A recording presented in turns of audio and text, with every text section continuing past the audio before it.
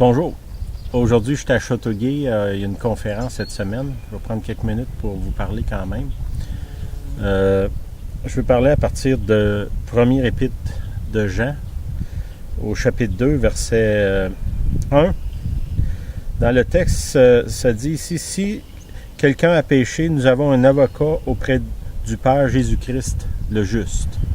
Puis je vais vous référer à un autre verset, c'est dans l'Évangile de Jean, au chapitre 16, verset 7, ça dit « Cependant, c'est Jésus qui parle, cependant, je vous dis la vérité, et vous êtes avantageux que je m'en aille, car si je ne m'en vais pas, le Consolateur ne viendra pas vers vous, mais si je m'en vais, je vous l'enverrai. » OK, ici, il y a deux mots. Un, c'est « avocat », le deuxième, c'est « consolateur ».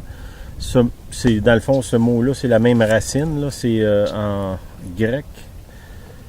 Ça dit, bon, excusez mon grec, c'est paralétos, ça veut dire défenseur, celui qui me vient en aide, quelqu'un ou une personne qui soutient la cause d'une personne qui prend soin et qui prend soin de tous ses intérêts. Je vais répéter ça, quelqu'un qui soutient la cause d'une personne et qui prend soin de tous ses intérêts. Puis au départ, dans 1 Jean, ça nous dit que si on pêche, si on a tombé, si on a besoin de pardon, si on a besoin d'aide, on a un avocat. Notre avocat, il est là, c'est Jésus. Ça dit qu'il est assis à la droite de Dieu, puis qu'il plaide en notre faveur. Il doit certainement être très occupé, connaissant la vie de plusieurs d'entre nous. Et juste avec la mienne, ça doit le tenir pas mal occupé. Mais c'est quand même encourageant de savoir qu'il y a quelqu'un là, en quelque part, au ciel, qui prend ma cause, puis qui l'amène devant Dieu, qui plaide ma cause pour qu'il y ait une transformation qui se fasse dans ma vie, puis aussi que je puisse avoir accès au pardon de Dieu, puis à son affection. Je remercie Dieu pour ça. Le deuxième, c'est le consolateur. Combien de fois dans notre vie on a besoin d'un consolateur ou d'une personne qui est là, qui nous défend, qui prend notre cause, puis qui l'amène devant Dieu. Je sais que plusieurs parmi nous ont souvent des causes, des fois on pourrait appeler ça des causes perdues ou des causes dans lesquelles on n'a pas nécessairement beaucoup d'espoir que ça va changer. Je vous encourage à faire une petite expérience qu'on a essayé dans notre vie, puis qu'on a fait essayer à plusieurs. Je comprends bien que ça, ce que je vous dis là, ça peut peut-être à première vue paraître un petit peu tiré par les cheveux, mais avant de l'évacuer ou de l'écarter, au moins essayez-le. Je crois que ce verset-là qui dit qu'on a un avocat auprès du Père, c'est Jésus. On a accès à cet avocat-là. C'est même pas l'aide juridique qui le paye. Il a payé, c'est lui-même qui a payé pour qu'on ait accès à ça.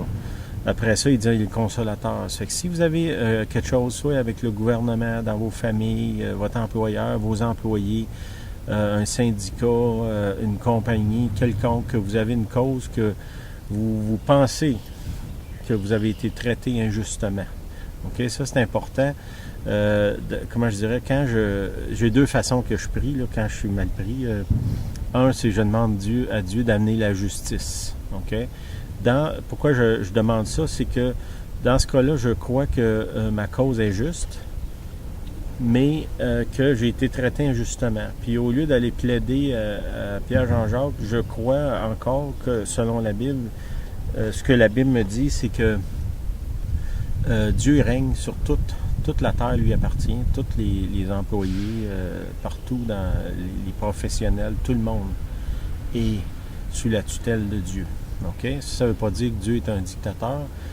S'il serait un dictateur, c'est sûr que ça fait longtemps qu'il aurait arrêté le mal sur la terre. Mais si j'ai une cause dans laquelle je crois que j'ai été traité injustement, je vais plaider, je vais demander, Seigneur, je te demande de me faire justice. Puis, ce que je fais, c'est que je me recule puis j'attends que lui agisse. Je comprends que pour plusieurs qui vont dire, ben non, t'es bien mieux de te débattre toi-même, t'es bien mieux d'engager un avocat. Je vous dirais, dans la majorité des cas, quand on a fait ça, souvent la situation s'est mise à tourner de bord. La personne qui était antagoniste ou qui ne voulait pas collaborer, soudainement, soit a été retirée du dossier ou elle-même s'est mise à changer d'attitude. Puis le dossier s'est réglé. Et puis la plupart du temps qu'on a essayé cette prière-là à l'avantage de la personne qui priait. Dans l'autre cas, si vous avez une cause que, dans le fond, c'est vous qui êtes coupable, ou que vous n'êtes pas sûr de la justice de votre cause. Okay? Des fois, comment je dirais, c'est de l'entêtement qu'on a. Puis dans le fond de nous-mêmes, on se vend que c'est pas nécessairement nous autres qui avons raison. Là. Dans ce cas-là, je vous dirais pas de plaider la justice, parce que la justice, ça va être la personne qui a raison qui va sortir vainqueur. Si vous pensez que vous avez tort, bien, premièrement, repentez-vous. Allez peut-être vers la personne, puis essayez de régler ça. Sinon, demandez la grâce de Dieu. Okay? Il y a une différence entre demander la justice.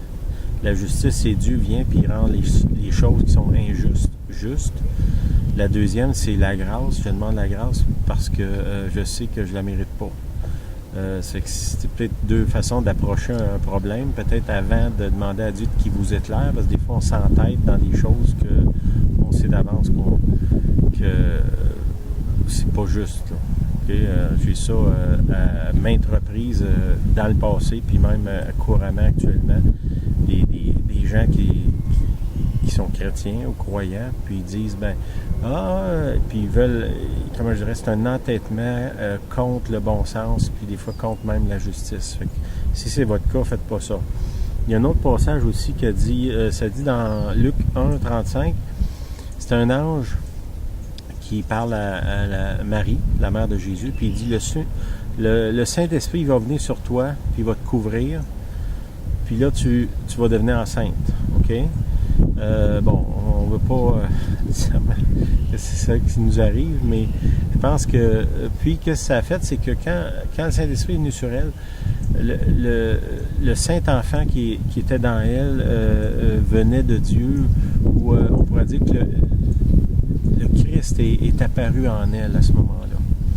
Puis d'une façon spirituelle, pas littéralement, pas physiquement, pas au niveau d'avoir un enfant, mais au niveau de porter en nous le Christ pour pouvoir vivre sa vie. Comment c'est venu à ce moment-là? C'est l'ange il donne le secret de ça, c'est laisse le Saint-Esprit te couvrir, puis qui laisse-les venir sur toi. Si tu es capable de porter le fruit de Dieu, qui est Jésus en toi. Je vais finir par la prière. Seigneur, je te prie qu'on puisse apprendre la différence entre la justice et la grâce. Seigneur, je te prie qu'on puisse aussi apprendre à aller plaider devant toi, vu qu'on a un avocat qui est là, qui est Jésus-Christ, le juste, pour les causes qu'on a. Puis Seigneur, je te demande que s'il y a des causes qui sont là en délibéré dans la vie des gens qui écoutent, Seigneur, je te demande qu'ils puissent se tourner vers toi comme la source de la vie, la source aussi de la justice et de la grâce. Oui, dans le nom de Jésus, je prie. Amen.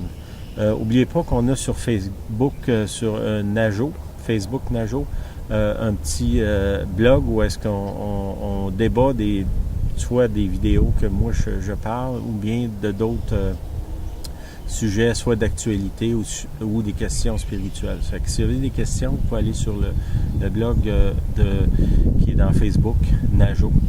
Je vous souhaite une bonne semaine, puis que Dieu vous bénisse. Merci.